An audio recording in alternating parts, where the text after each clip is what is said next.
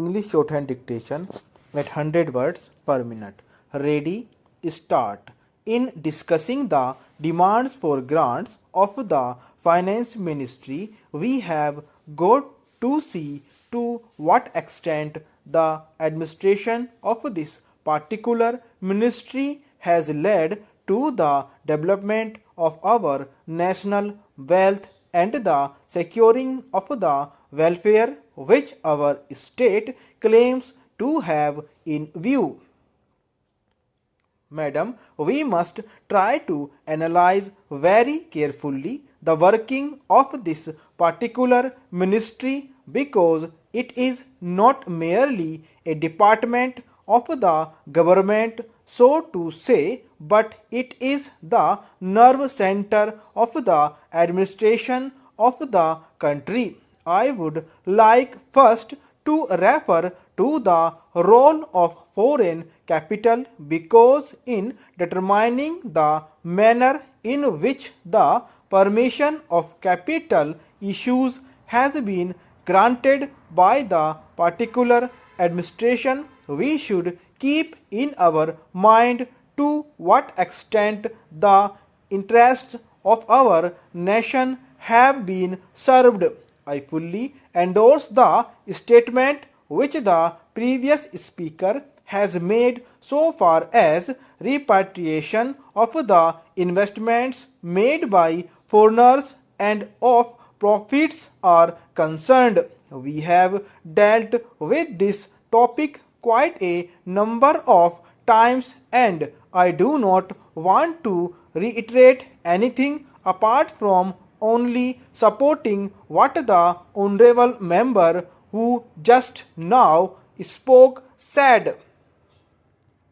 I would now like to deal with the investments of foreigners in India. Madam, the government of our country accepted the proposition that in allowing foreign investment it should come in only in such industry and such form of production wherein our national investors will not come forward and in which technical skill is wanted. There is also one other factor which the industrial policy of our government of 1948 as enumerated further in 1949 by the Prime Minister laid down. It specifically said that the control and ownership of such concerns should as far as possible be in the hands of Indian nationals and the technical know-how of our country should be developed.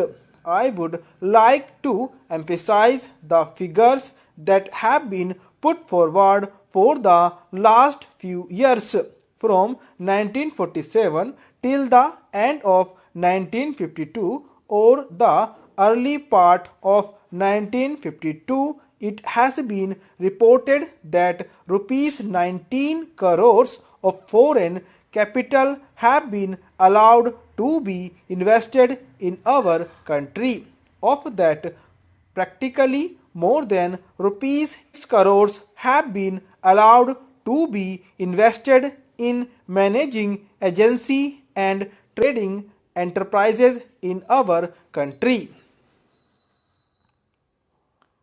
So far as the government policy is concerned, we find that a sum of rupees 4 crores has been allowed to be invested this year. We do not know how it is to be used up. We have been told that during the period 1948-53, nearly rupees 35 lakh have been allowed to be invested in textile machinery and generally in the textile industry. We have seen to what extent cotton and jute have been dominated by the national capital and to what extent they play the role as against the demand for them. We know further what the government is doing in regard to these industries and how the Indian counterpart in these industries are behaving. Then why this further penetration of foreign capital? Even in regard to the expansion scheme, we find that paints, soaps, electric fans, and machine tools are some of the industries where the government is allowed foreign interest to establish or expand their factories. It will adversely compete with the production of the country when the indigenous producers do not find any market in this sphere. Therefore, we have got to see to what extent the capital issue has been regulated by this government and particularly by the finance department so that the national well-being of the country could be guaranteed. Then we have got to look into the fact as to how far the new industries are allowed to function. So far as the oil refineries are concerned, some of them have been established and some more are going to be established very soon. In the control of the administration, the Indians have no share. There are only preference shareholders and they have no voice in the management. So far as the administrative aspect in this industry is concerned, the most important part of it is the technical know-how. They do not guarantee that they will train the Indians. That means they say even after 20 years we will have to face the problem of the know-how in respect of the oil refineries.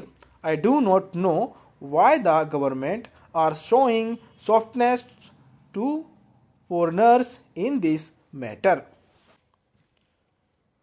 Then we have another investment in collaboration with the Indian chemical industries for the manufacture of civil explosives. Here, as far as I have gathered, only 20% is going to be Indian capital.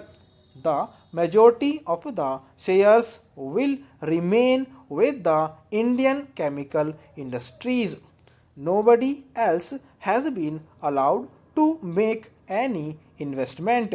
It would have been better if other companies and private individuals had been given an opportunity to purchase the shares. Stop.